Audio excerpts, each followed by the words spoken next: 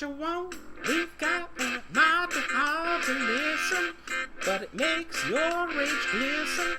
Our voices about the games, and you know we talk about the latest goings, more so than any other, and all Mountain West matters.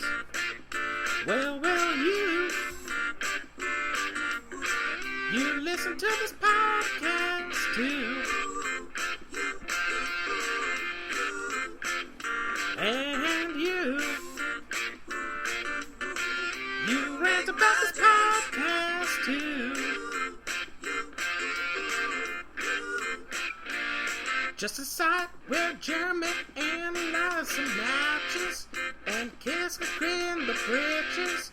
We do some good interviews. And you know, from Fresno all the way to Boise, from Logan down to Esty, they're calling out our name. Well, you listen to this podcast too. And you love this podcast too. Welcome into the latest Mountain West Connection podcast. Jeremy Moss here. As always, you can check us out at mwcconnection.com. Give us 5 stars. Give us a review. We'd love it. iTunes, Stitcher, TuneIn, Blog Talk Radio, of course, where we're at as well. We're now starting something during the off season here. Hopefully it's consistent with as many teams as possible. And my first guest here we had on, we talked quite a bit for a while, longer than expected, but we're attempting to preview every non-conference opponent, as many as possible within the Mountain West schedule. So I did this one a couple weeks ago about Wisconsin with Jake Kocorowski from Bucky'sFifthQuarter.com here on SB Nation. They play Utah State, so we're going to discuss, I was thinking 15 minutes or so. But Jake knows this stuff. He goes on and talks for, well, not that he just talks, but he just gives great information. Ended up being about a 45-minute conversation talking about Wisconsin, what to expect. We reminisce about that 2012 game where had Utah State had a few extra yards, made a field goal, could have gone to the Orange Bowl because that was the year Northern Illinois had one loss and went to the Orange Bowl versus Florida State. So we kind of reminisce about that. We learn all about the quarterback situation. Now they have Alex Thornybrook as the guy. We talk about a Hawaii transfer who could be starting for the Warriors or starting for the Buckeyes and the or Badgers. Not what am I thinking? Buckeyes? No, Bucky's fifth quarter. Wisconsin Badgers. Close enough. You can see how that mix-up could come about. So we discuss what they have coming back, and we're gonna attempt to do all these off-season podcasts. Like I said, hopefully with the daily hike news and notes, possibly about every morning, maybe 3 times a week, because we'll have our football show as well with Matt Kennerly. We're going to start our previews pretty soon on the Mountain West. I'll have a couple more basketball podcasts as well with Eli Betker, who's been crushing it on the transfer news this offseason. And we'll just kind of get to all that sort of fun stuff and maybe have some fun, of course, because we do have nonsense. But our first interview, again, tonight, it's all one team, Wisconsin. Jake Kocorowski from Bucky'sFifthQuarter.com. Check him out and enjoy the interview, folks. Now. All right, and now as we, this is the first one. We'll start with that. This is a bold goal we're trying to do. We're going to try to talk to somebody who just covers every non-conference team from the Mountain West. We're starting with Utah State on this particular road. Whenever you're listening to this, maybe it's July, who knows, but it's mid-April, tax day, I guess, so whatever, tax day, that's whatever. I don't know, I'm talking about taxes, but today's tax day. We're talking, I'm just rambling for some reason. It came to my mind, tax day. But no, we're talking Wisconsin, they do play BYU, but Utah State. That's my other job. I got to know about you guys, too, for that as well, down the road. But we got Jake Kocorowski from Bucky's Fifth Quarter to talk a quick, what are we going to call this, spring update, I guess? Yeah, I like that. Yeah, no, we appreciate you jumping on board Bucky's Fifth Quarter and giving us a Q&A too, because people are excited. I mean, let's face it. Besides spring football and there's pro day, football's it's 24/7, 365. There's something going on either college or pro, and we really appreciate you jumping on board and doing the Q&A with us last month, man. Really appreciate it. Yeah, hopefully people learned a bit about Utah State when I blindly threw some nuts at a few things and got some stuff right, but we covered the whole thing, so we got the basics down. So people hopefully they got a little bit about who the Aggies are because they struggled last year. But when you think Utah State, what's the first thing that comes to your mind? I mean, you think about Gary Anderson, obviously from a Wisconsin perspective, because he, you and I talked about it right before we recorded the show about 2012 and the third game of the year. Wisconsin was 1-1 after that terrible loss to Oregon State. Jared Aberdarius was injured, and Gary Anderson and then defensive coordinator Dave Aranda had a great scheme to stymie Wisconsin. Danny O'Brien was replaced at halftime at quarterback by one Joel Stavy, who could be honestly the most polarizing figure in modern Wisconsin football history, being a walk-on, and then just the back and forth, and then Wisconsin eking out the win there. So yeah, I think that's the first thing I think of with Utah State is Gary Anderson and Dave Aranda, those two. And if it's one thing that Wisconsin fans I think really, one good thing about the Gary Anderson era, besides the winning ways, they had 19 wins in his 2 years there at Wisconsin, was the fact they brought Dave Aranda on board and transformed a 4-3 defense into an attacking 3-4 scheme that is still being implemented, and now it's in its third implementation by Jimmy Leonard, who's the new defensive coordinator. Yeah, what I remember about that game, because it was Utah State was a really good team, and I remember too, like at some points, we're not going to dive deep into a game 5 years ago, but what I do remember watching that game, like Wisconsin, we'll get to this later, but Wisconsin's offensive line just 350 minimum seems like those guys in. Utah State was doing a good job. Their defense has always been great, except with Anderson there, pushing back against Monte Ball and any running game they had. But what made me so mad in that game, Utah State was in striking distance. They're getting close. They get a stupid 15-yard penalty. They try a long pass for some reason instead of trying to maybe center the field to get a good field goal. Ended up being a 37-yarder, which for college kickers, that's questionable in any weather, indoor, outdoor. He missed it. I'm like, you could have had like almost a chip shot to get the win. And what I tell people all the time when we chatted about this game, because that was year Northern Illinois went to the Orange Bowl versus Florida State. Oh, yeah. And they had the first time ever a one-loss team got to the BCS for the whatever you want to call it, Group of Five. Current Group of Five. And not that Utah State would have beat Florida State, but had they won against Wisconsin, it could have changed a lot of things. Gary Anderson still could have left to Wisconsin. Just because you go to the BCS game, you get a pickup anyways. But I just remember that game. It was a 2-point loss. Defense did pretty well against that Wisconsin line, but then that last drive, Chucky Keaton, the famed Chucky Keaton, like, oh, come on. So that's kind of remember about that game. Had they beaten Wisconsin, Orange Bowl for the Aggies, but...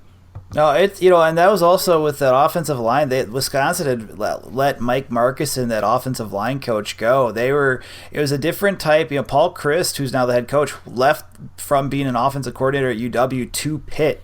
And he took Joe Rudolph with him, and the Wisconsin type of offense, a pro style look that Christ employs, and in came Brett Bielema replaced with someone that everyone thought, oh, this guy has tons of experience, and Marcus, and he was Ole Miss's O-line coach. Yeah, I think he had coached Michael Orr, and so like everyone's like, oh yeah, this is going to be great, and it really you let your offensive line coach go in 2 weeks into the season isn't a good sign. And so they were used to a guy like Bob Bostad, who actually went to Pitt with Chris, then left Pitt like within a matter of a couple months to go take over a job with the Tampa Bay Buccaneers as their offensive line coach. And that line was, it got better underneath Bart Miller, but yeah, that offensive line was in shambles in terms of just trying to find its identity at post-Christ. They got it together, obviously, by the end of the year. You saw what they did against Nebraska with Matt Canada and whatnot as its offensive coordinator. But, yeah, it's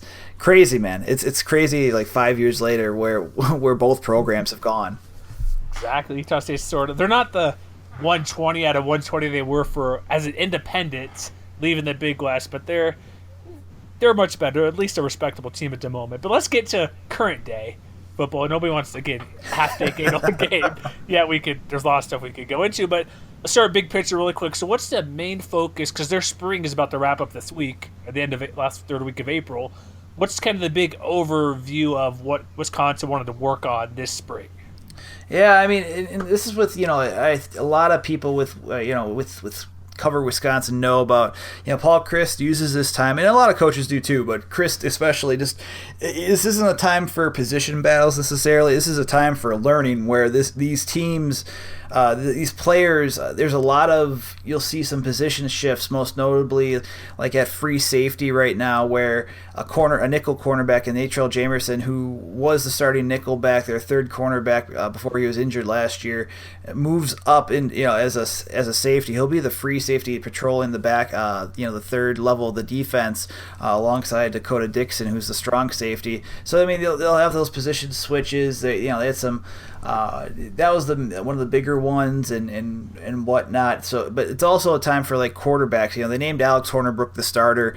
There wasn't really a doubt in my mind on that heading into it. The fact that his backups are a redshirt freshman and a true freshman who enrolled early in Kari Lyles and Jack Cohen. So this is a time for like the quarterbacks to test their limits. And he said it even last year when there was a competition between Hornerbrook and now Bart Houston, who's looking to try to get into the NFL. Test your limits, see what you can't do right now. Fall camp's the time where that momentum will grow, and they have to start making those plays. This is the time where they can see what they can work on their timing. They can work on just whatever areas of improvement, of growth that they can make, that they think they need to work on. And in Wisconsin, really, you're losing some key players that are going to be drafted. You could have 2 first-round draft picks this year with Ryan Ramczyk, the left tackle. It's been, talking about SB Nation, Dan Kadar from Mocking the Draft said, in this one, I think this morning, said that he predicts him to go to the Broncos at number 20. JJ Watt's brother, TJ, is an outside linebacker. Both were All-American. He got nods, consensus first team All Big Ten selections, and TJ, led the team in sacks and tackles for loss, and they have to replace. Both those guys have to replace 1,800 yards and 20 some odd rushing touchdowns from last year in Corey Clement and Dare Ogunbowale. The latter, one of my favorite stories because he's a former walk-on, and I wrote a book about the Wisconsin's walk-on tradition, so I got to know him really well. Vince Beagle, outside linebacker. Sojourn Shelton started a school record 51 games out of 54 in his career, and so you have these key pieces that they're going to replace, including Houston, who came on as quarterback. Started the year, fell off, really a roller coaster, then started getting more reps towards the second half of the year and really performed well and ended his career as a winner. And so you have these pieces that are kind of oh man, they lost these guys, but this team's coming back with a lot of starters. Some of them were injured this spring, didn't take a lot of reps, but they bring back a lot of talent. They bring back the ability, the offensive line that's been really kind of was broken down in 2015. Last year saw good signs, but still needed to progress. And this year, it should really be intriguing to see where they grow. Having 4 of the 5 offensive linemen returning that were starters, even a 5th one in Micah Capoy that's kind of a jack of all trades with the guard side that could play both left and right guard. And you also have, outside linebacker I think is a big one where even though they're trying to test limits, you've seen guys like Garrett Dooley who stepped up big last year as the Vince Beagle and TJ Watt spelling them both at the boundary and the field side outside linebacker from what it looked like, but also trying to find a starter opposite him, whether it's a redshirt sophomore like Zach Bond, a guy like Andrew Van Ginkel, who's a JUCO transfer out of Iowa Western Community College, who played at South Dakota his freshman year and it was first team all conference for South Dakota, and then decided to try to make his way and try to find a Division I A offer, an FBS offer. So and they're also looking at even Leon Jacobs, who's been kind of a jack of all trades, of starting off at outside linebacker his freshman year, moving inside linebacker, starting a game there, getting injured, lost on the depth chart, goes to play fullback last year. Only injuries come back. He jumps back to inside linebacker, and now it's a circle of life of football. He's back at outside linebacker. So, there are certain areas where trying to replace Ramczyk at left tackle, replacing Watt and Beagle and all that production outside linebacker is probably the biggest question they have when it comes to that. And then, trying to, with the secondary, replacing Sojourn Shelton and Leo Musso, who contributed 9 interceptions altogether. But honestly, the secondary, I think they'll rebuild. It's an intriguing, like, this team, despite the losses that they have, and there could be a handful of draft picks for this year for Wisconsin Badgers that we'll see next week. But honestly, I think this team's going to reload, but it's not really a rebuilding year. That's what it seems like. You answered probably questions 4, 5, and 6 here, but sorry. No, it's okay. It's great stuff. Apologize. I do that too sometimes when I'm chatting on our show. I'm like, I'll just spend however many minutes going on. But let's we'll kind of break down what you mentioned a little bit. Like, let's go back to quarterback. Last year they played 2 guys, Hornibrook and the other guy. I forget his name. I should have looked it up. But Bart Houston. Yeah, that's right. I think that's right. I remember watching. He played pretty well in that Cotton Bowl, 11-12 versus Western Michigan, I believe. But so how does it make? It's a big deal when you have continuity, because you said there's no position battles in spring, really. It's more teaching, you're getting learned to the position, then they'll sort all that stuff out, watching the film again, then going through fall camp. So how big of a deal does it make it for Wisconsin offense that you have not only, I believe, 3 of your top 4 receivers back, and you have the one guy at quarterback? Because I watched a little bit of Wisconsin last year, not that they yanked back and forth, but when you're splitting time, it does make it's not always the best situation to go from quarterback to quarterback. So how is it for this team? You got just the one guy knowing it's him no matter what. A couple of years back they had Joel Stave. He was named starter as well. And despite they had Houston on board, but Houston was, with Houston, you feel bad for him. This is a kid that was highly touted out of De La Salle High School in California, and really highly touted, had surgery his first year. He was recruited by Christ, and Christ, if Christ is there all 4 years, let's say he leaves Pitt after 1 year after Bielema bolts for Fayetteville, who knows what you could say about Houston, what he's going to, what he does in his career underneath the tutelage of Christ for 3 some odd seasons. But he gets lost under Gary Anderson, and Gary tried to change Wisconsin's offense to be more of a spread look and have a mobile quarterback. That didn't necessarily fit Bart's MO. He actually became a rugby style punter for one year in 2014. But so back to Stave, he was named the starter right off the bat for the 2015 season in the spring.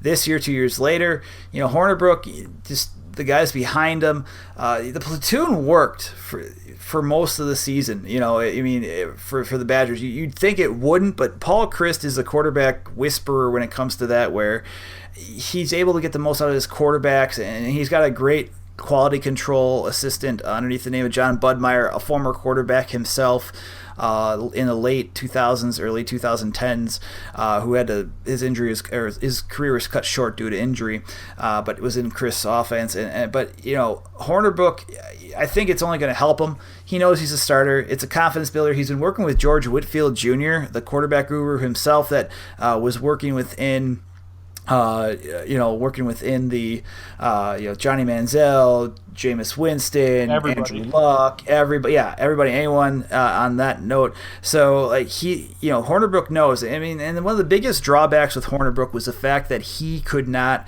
his passes compared to Houston, and Houston's got an NFL arm. I think he'll find somewhere in a camp, at least mini camps.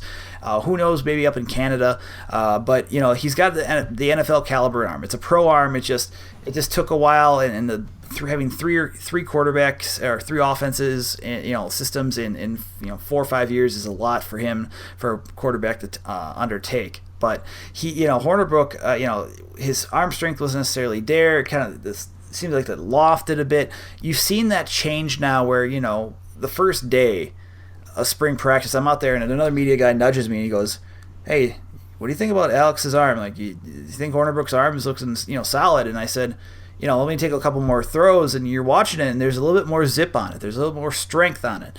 And so, it's not, it's part of its footwork. I had to ask Alex about it too. I'm like, you talk about arm strength, like, where does it come from? Is it the base? Is it, obviously improving your arm strength and, whatever you have to do for lifting or calisthenics with the arm, but, just footwork and pocket presence too. And he said, yeah, it's, trying to get a better base and whatnot. It was a really great answer. There's obviously a science to it, and he's been working on it. And so this year, I think Alex really, it's one of those things from 2009 to 2010. Scott Tolzien, who is a backup for the Indianapolis Colts for Andrew Luck, he basically, 2009 was named the starter, had a great year.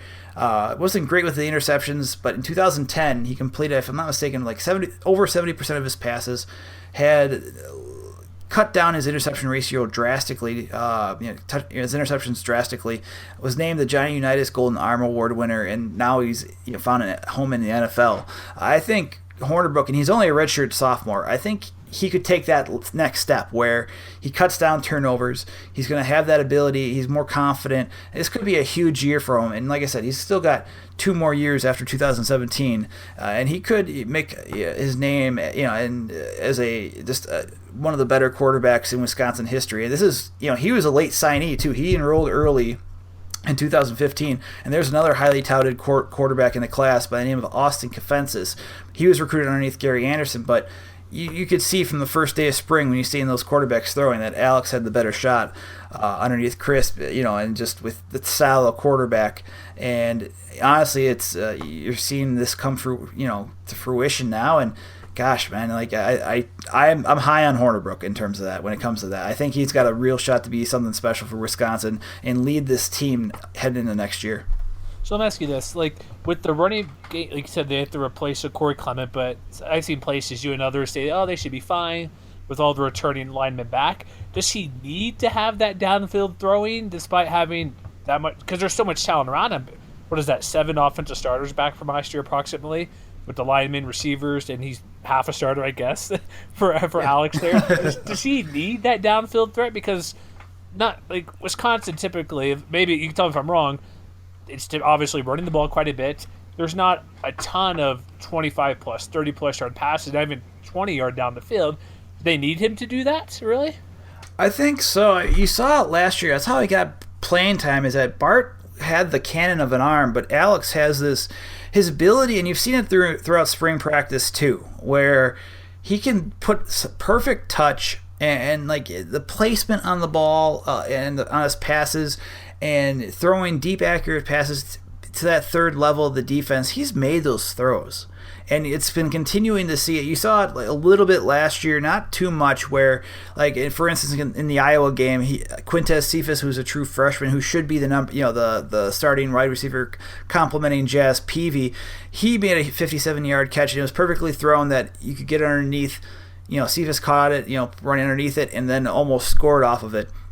And so he's known for that, and with this offense, and it's still the offensive line, like with Ramczyk, they have David Edwards out there now at left tackle, and it should be interesting to see, obviously, with a southpaw as Hornibrook is. He's not a right-handed quarterback, he's left-handed, and so it's not, the right tackle is more the blind side, but you're also, with that, the running game still churning, and Ramczyk was a great run blocker, so despite having to, the running game being the staple, it's still progressing. And even Paul Chris said today during his morning press conference that they're getting better where they want to be. They're doing everything the right, in terms of the weight room and preparing in the weight, in the not just weight room but the film room.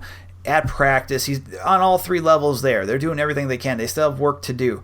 So the passing game still needs to be on point. And they don't just have Jazz Peavy, who led the receivers in receptions, and also led the team in receiving yards. You also have a guy like Troy Fumagalli down the seam, who's a tight end, and he had a great season last year where he started off hot against LSU, 7 receptions, 100 yards, but then also capped off his year with a huge game against Western Michigan in that Cotton Bowl you mentioned earlier, where he, I forgot how many passes he caught, but he caught a touchdown at the end of the game that essentially sealed the win early in the fourth quarter, but led the team in receptions. This guy's, again, another former walk-on that's really showing up huge, and this is a kid that I think will be all conference this year, and he could it's another line of great tight ends underneath Paul Chris' offense, like you've seen with Lance Kendricks, Owen Daniels, Garrett Graham, among others, Travis Beckham, who, granted, he didn't make it that well in the NFL, but these guys, this guy could, I think, not just in the red zone, but down the field catching, like, they're going to be able to exploit defenses with Peavy. They're going to be able to exploit the offenses with Troy Fumagalli. But even in the short-term game, in the passing game, Chris James, a Pitt transfer, played for Chris back in 2014, and this guy has been called in media reports, and I've seen him live for most of the practices. People have called him electric, has run with a sense of brutality, is what someone else coined it, and then also, I mean, I call him a game changer, where out of the backfield, people call him a third down back. I think he could be an every down back, possibly, but when you get out of the backfield, if it's on a wheel route, don't even bother trying to catch him. The guy's fast, and there are some weapons here. I mean, the team could be solid, and this passing game, they'll need it. They absolutely will need it to open up the defense a little bit, because you can't have 9 guys in the box and expect to have success all the time. They need to keep defenses honest, and I think Hornerbrook will this year. Excellent. Let's kind of go to a quick defense side really quick. There's one player who's kind of familiar to us. He was at Hawaii. I remember he transferred. You have Nick Nelson, the DB there. Yep. And he replaced a guy who had, I think, 50 starts? How is he looking? Because his 2 years at Hawaii, he was one of their better defenders during the very, very dark years of Norm Chow as the head coach. Yeah, Nick Nelson, and just hearing from some people, I mean, they're high on him. It's one of those things where last year, obviously, he had to sit because of the transfer rules, like Chris James, who I think would have played last year for Wisconsin because of his speed on the offensive side of the ball. But Nelson has the ability, good cover corner. I haven't seen too many mistakes on his end, and obviously you'll have some passes caught on you here and there.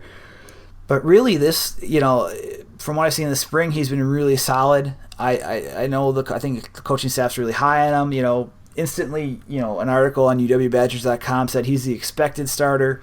That's even with a guy like Lubrin Figaro, who had to jump in, and he's played safety and cornerback in his career, and he played a lot of games, because a lot of college teams go to that spread look or an 11 personnel, or just a spread look where you need 5 defensive backs, and I thought Figaro might get a better look, but Nelson is really a special talent, I think, and it's going to be interesting to see what he does in that backfield. And then he's replacing Sojourn Shelton, who is now, was one of the smaller defensive backs, but at 5'9" and about $1, he's about $180 right now. I talked to him a few weeks ago for Bucky's fifth quarter, but he's it's a big step for him to try to really step up in Shelton's shadow. But honestly, talking to Shelton, he thinks this defensive backfield is going to take a step forward this year. And that's underneath the tutelage of Jim Leonard, who's now the defensive coordinator after 1 year of being a college coach. But if people don't know Jim Leonard's backstory, he's a former walk-on at Wisconsin, became a 3-time All-American, then moved on, went undrafted, then had a 10-year NFL career, was the strong safety, was basically the quarterback of Rex Ryan's defenses for the Ravens in 2008, and the Jets from 2010 to 2012, and then basically any type of Rex Ryan, Mike Pettin defense he led, and he was highly sought after for that. And Jimmy has that ability to, last year taking over the secondary, they had, if I'm not mistaken, 16 of the team's 21 interceptions, and there's a confidence, there's a swagger to these kids now that you didn't necessarily see underneath previous defensive backs coaches, and that's nothing against recent defensive backs coaches, but Jimmy's is teaching them that experience that he has in the NFL, and now he's going to take it here at Wisconsin to be the defensive coordinator. This secondary was flying high last year, and with hearing from Sojourn Shelton, saying like he thinks this secondary is going to take off, and he said that even on social media, and Nelson's going to be a big part of that, and I think we'll see what comes of it, but I don't think they're going to drop off a bit. All right, let's do a couple more things here really quick. I was reading something about a month or so ago. You got all the off-season content or nonsense you want to see that goes out there. You probably read this, the insider piece by Casey Joyner about a month ago. He says Wisconsin is a sleeper to be in the playoff. How is a team that went to the Cotton Bowl, winning double-digit victories last year, a sleeper for the playoff? And they were in the Big Ten title game last year. You would think, I get there's 4 teams, but really a sleeper? Come on. I think I think it's the schedule. I mean, you take a look at their schedule. It's not what it was last year. People were saying if they were 7-6, fans would be happy. They're like, oh, you got, look on paper, LSU. Oh, they're what, number 5 or number 6 or number 7 in the nation, depending on which poll you looked at. You had Ohio State, Penn State, Michigan, all, it was a murderer's row those first few weeks with Michigan State, Michigan on the road, then a bye week, then Ohio State, going to Iowa, then Nebraska. First 5 were just terrible. And then they had to go to Northwestern, which has been just an abyss of losing. Like, it's just a black hole of charisma and whatever you want to call it. And just Northwestern's been terrible to play at for Wisconsin in recent history. And they exercise those demons. And then they had to go, playing against, long story short, they overachieved last year compared to what fans' expectations were, even though you could see the signs of this team being solid in spring and in fall camp. And this year, I mean, you look at their non-conference, I mean, they have Utah State, they have Florida Atlantic, which should be interesting with Lane Kiffin there. BYU, I think, will obviously be a challenge going out to Provo, Utah, and having an away game there. I mean, their hardest, I think maybe, I feel like they have to win out to really be considered right now.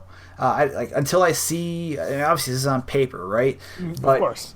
But Nebraska is underneath. They have Bob Diaco as defensive coordinator now in the 3-4, so that's interesting to see.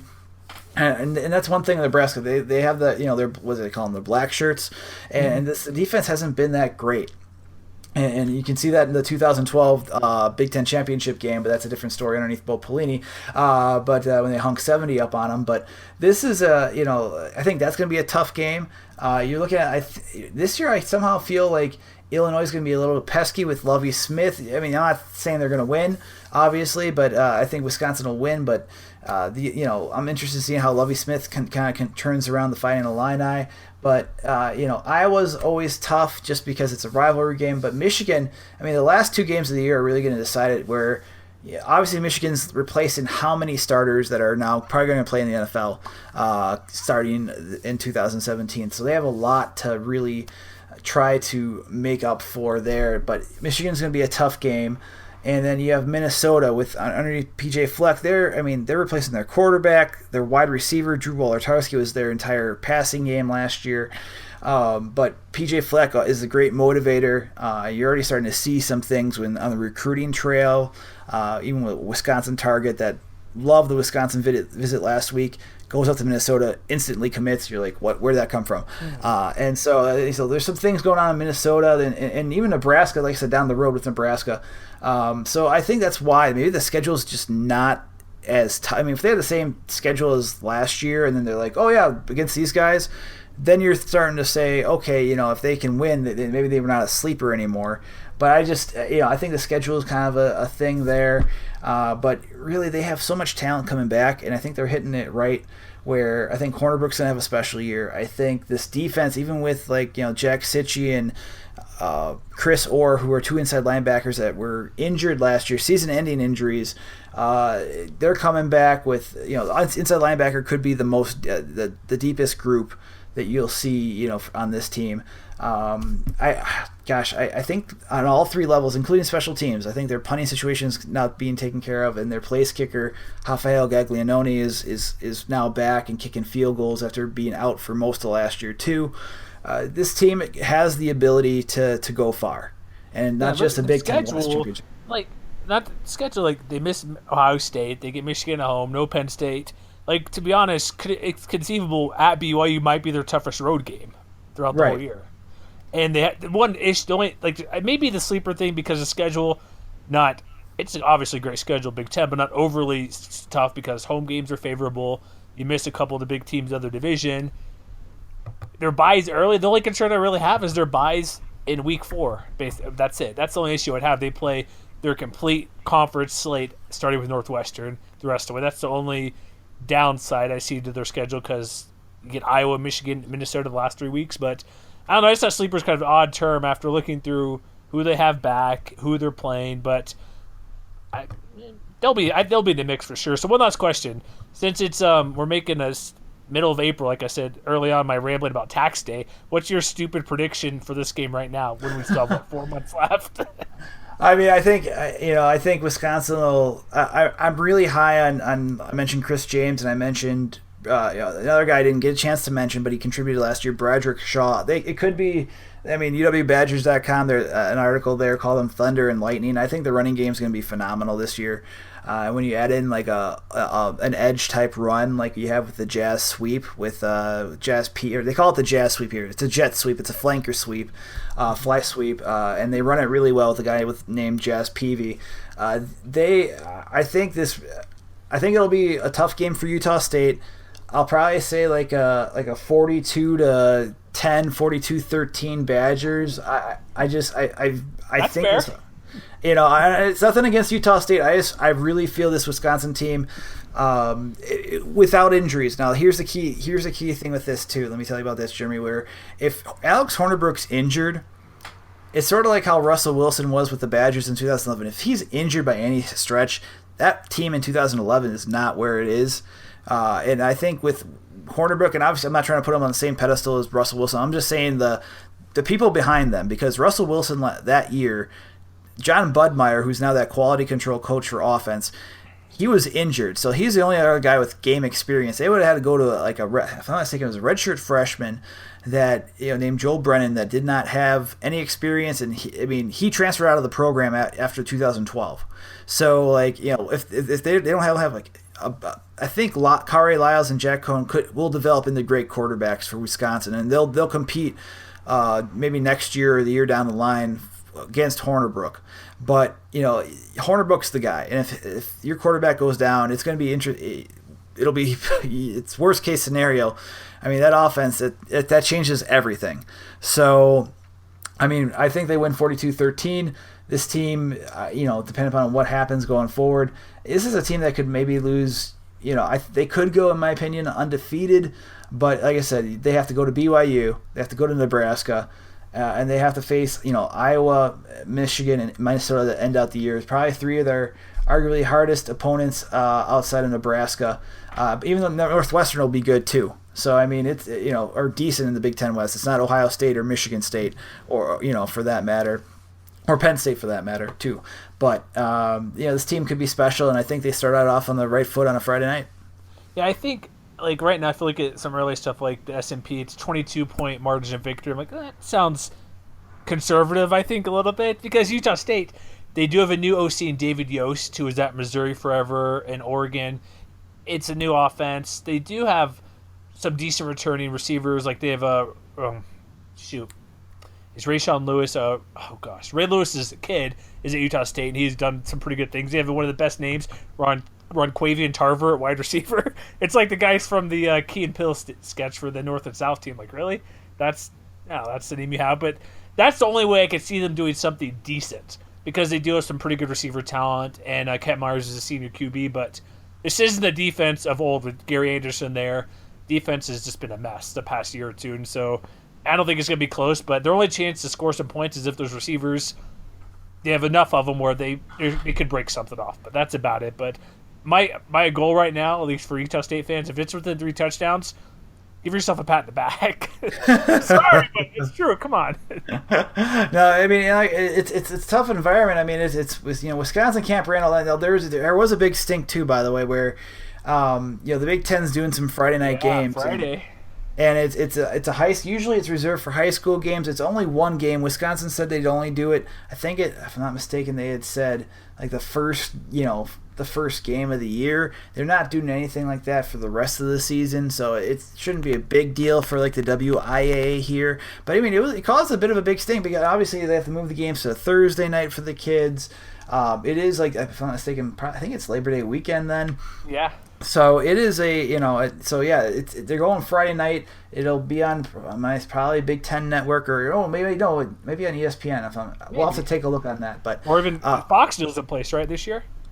Yeah, maybe. I have to look into that. I forgot where they're going to do that. Somewhere. Yeah, but it'll be. You'll be able to find it. Yeah, you'll definitely be able to find it. But this team is really just, it could be the start of a good year. But yeah, like even that Friday night stuff is. There was some debate about it. And I know that, anytime Big Ten can get more exposure, they're going to try for it. So you're not going to pull a Northwestern and just say we're not going to play? Yeah, no, right. No, basically, I mean, yeah, Northwestern did it. Well, not just that. Here's the weird thing, too, is that, like, if they're going to make a rule like this, like, do it for everybody, but they had, like, if I'm not mistaken, like, Michigan State and Ohio State were just, we're good. Weekends or something, right? Wasn't like certain weekends or something that'd be okay to do. I believe that was the case. Yeah. It's like, come on. I don't see Michigan on this. I don't think they're on a Friday night schedule, though. I don't think they're doing anything. Let's say this. Fox is paid this much, ESPN this much. You can, my opinion, because for us, you're obviously Utah State, Boise State, Colorado State. Even I'm a University of Utah fan. They'll play Pac-12 games on Thursday night. It's like, if you're going to pay Jim Harbaugh $8 million a year, you can sacrifice one game on Friday. Not even a sacrifice. You could have a game on Friday where, to be honest, more people may watch your Friday night game compared to 3 p.m. Eastern on ESPN2. I think the trade-off is not a big deal for one game a year.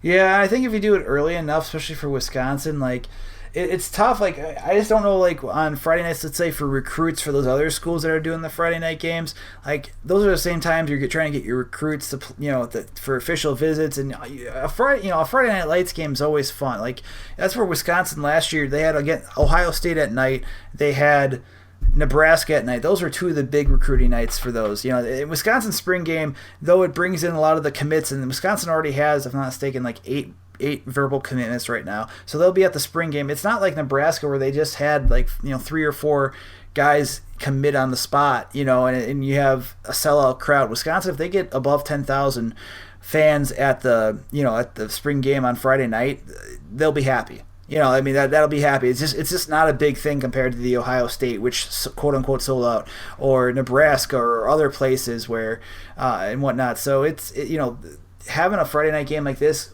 early on will help, probably because the WIA, if there's any in-state recruits that haven't committed, will be able to see it, and hopefully other programs will be able to see it too. Otherwise, I'm sure they'll try to go to, I know the other big game for that is Michigan later on that year, which is on a Saturday. And we'll see what time they'll announce that. So it's, like I said, it'll be fun on a Friday night, but, keeping it to one game a year I think is fair. Yeah, I think it's fair. Just those special rules is kind of odd. So you've exceeded the time limit we planned on before. but it's great. You brought I got a question. I'll let you go because you're the expert. Because honestly, looking around for research, I go to Madison.com, oh, they've got videos. But I'm at Bucky's fifth quarter. I'm like, you're at practice pretty much every day. Your stuff, to me, seems much better, at least more thorough than what they're doing at the major newspaper in town. Unless I'm missing, is there, besides Madison.com, is there something else I'm missing besides your site? No. And honestly, Madison.com, there's a great guy for the Wisconsin State Journal by the name of Jason Galloway, and he actually used to write for Bucky's fifth quarter too, and that's how I met him. And he went to school in Alabama, and I think he actually went to Alabama, if not mistaken. We gave him some crap in 2015 about it when they went to AT&T Stadium for the game. But it's Jason's a great guy, and he does some great stuff. He takes some amazing stats during practice. They don't always put it up on the paper too, because it's spring practice, and I mentioned, this isn't a fact that this is, they're testing their limits. They are not trying to, if you're completing 9 of 20 passes, but you're also throwing passes that you probably shouldn't be, but you're testing it. You do take a look at, he's detailed with that. Those guys are great. BadgerBlitz.com, BadgerNation.com, those guys. Wisconsin State Journal. Quit naming other websites besides yours. Come on. I'm kidding. I know. Maybe I'm a nice guy. I'm a guy that brings donuts to spring practice. I'm like, you guys hungry? I brought donuts, and one Friday night I did, and now they expect me to bring donuts every night. I'm the donut guy on the beat, man. Yeah. I was just looking around for stuff. I'm like, okay, I don't want to spend watching videos, so I'm like, your site, great, good stuff there. I know there's others. I'm like, they look good, but I'm like, hey, let's zero into your stuff. But it's coverage spring football, great. Sometimes it's tough. I do some covering for other stuff. I do I cover BYU. I'm like, going to spring practice. I'm like, oh, we can watch 20 minutes. They're in Skelly, or they're doing just skeleton, or what's the word I'm looking for? Shells. Like, what are you going to see when they're wearing helmets? Can't tackle the quarterback. Or they let us watch punting drills. I'm like, oh, jeez, come on. It's the worst. But it's spring's good. It's good to find stuff. But just looking for coverage, I'm like, okay, nothing. Here we go. So your stuff's great. Thanks, man. I appreciate it. Yeah, check out Bucky's fifth quarter. If you if you're a Utah State fan listening, I know there's hopefully a good amount. Hopefully you enjoyed this, because you did great great content. Like I said, I ask one question, you answer 3, 4, 5, 6, and 7 throughout. But it's good. No, but thanks for hopping on today. We'll get this up probably this week. This probably will end up being a standalone because what are we at here? 40 minutes here? Yeah, most likely. Yeah, about 4 minutes. Yes. That's perfect. If you're in Wisconsin, Utah State, listen to this in your car drive going to work. Whether it's August, June, July, we'll keep sending this out there. But yeah, Jake, thanks for checking in with us. And again, your Twitter, Jake Koco B5Q. That's KOCO B5Q. And there's the number 5 in Bucky's fifth quarter as well. So check out there for whatever Wisconsin football. And who knows, you may find something interesting on the site because you got your amazing book out there for the walk-ons, because that's a pretty big deal for getting, like you said, Stalve and other guys that have been good walk-ons to be not just earn a scholarship, but actually key players on this team throughout the years. Yeah, no, I appreciate the plug on that. Yeah, Walk On This Way was released in October. It's Wisconsin's walk on tradition. It's been huge ever since Barry Alvarez took over the program. And a quick plug on that, Jim Leonard's a former walk on who's the defensive coordinator. Guys like he played 10 years in NFL. A guy like Mark Tosher in the NFL for the Packers for 10 years. You look at recent ones, Joe Schobert, who's with the Browns. Alex Erickson was an undrafted free agent that led the NFL in kickoff return yardage last year. Yeah, for the Bengals and worked his way up from being unknown. And guys like Joel Stavi and J.J. Watt. How can you forget about J.J. Watt? Yes, he's amazing. Yeah, and so we had a chance. We didn't get a chance to talk to him for the book, but we talked to his parents. We talked to his athletic trainer. We talked to his high school coach. We talked to Brett Bielema and Charlie Partridge, who were his defensive coordinator and head coach at the time, respectively. We talked to all these guys, and just Chris Maragos, who's in the NFL, who's become a good friend, and so you kind of just look at it and you see this history, and it's been not just they call him the glue in the foundation, the guy the stick and hold up when scholarship players kind of fall through or things don't work out on the recruiting trail. You guys have stepped up and just the work ethic they put in, and it was fun to read, and hope you guys read it. It's on Amazon.com or KCISports.com, and hope you guys read it. And just thanks again for having me on, Jeremy. I really appreciate it, bro. For sure, man. One last thing: if the Texans get a quarterback, J.J. Watt's getting a Super Bowl ring. I'm just saying. I'm a Texans fan. It's like you pass on Derek Carr, you pass on this guy. Even Zach Mettenberg would have been happy over who they've had the past couple of years. So aren't they talking about Patrick Mahomes too? From Texas Tech. That's what I'm saying. I'm like, well, we'll figure it out. Maybe being here Mountain West, Josh Allen will somehow get to them next year. Maybe that'll be the key. I don't know, but from Wyoming, right? Yeah. Well, there are some crazy people saying number 1 this year if he came out. I'm like, slow your roll, guys. Whoa. Yeah. He's pretty good, but we'll see. He's more of a next year guy, but telling you, get the Texans a QB and I'd be happy because Osweiler just punt him away. So, but yes, one last time, Jake, thanks for hopping on with us, and go check out Bucky's fifth quarter, and have a good one, man. Hey, thanks, man. You too, guys. Thanks for listening. Once again, I want to give a huge thank to Jake Kocorowski from Bucky'sFifthQuarter.com. Ton of good info, and one note I probably should have said before, this is just before their spring game, which they had. Now I think it's 2 weeks ago. But again, thanks for him and for joining us to give us a preview of Wisconsin and Utah State. And hopefully our goal is to talk to whoever's within the non-conference league. Wake Forest, Utah State plays. We're going to talk to the folks at Alabama who play Colorado State and Fresno State. You got Oregon State on the docket this week as they also play the Rams. And we'll just talk to as many people as we can to get everybody informed for this off season. That's we're months and months and months away. It's the first week of May here, folks, but hopefully that was a great interview. I got a lot of good info there from Jake, but check us out again. We're now new to TuneIn, so if you use that app, you can download us there.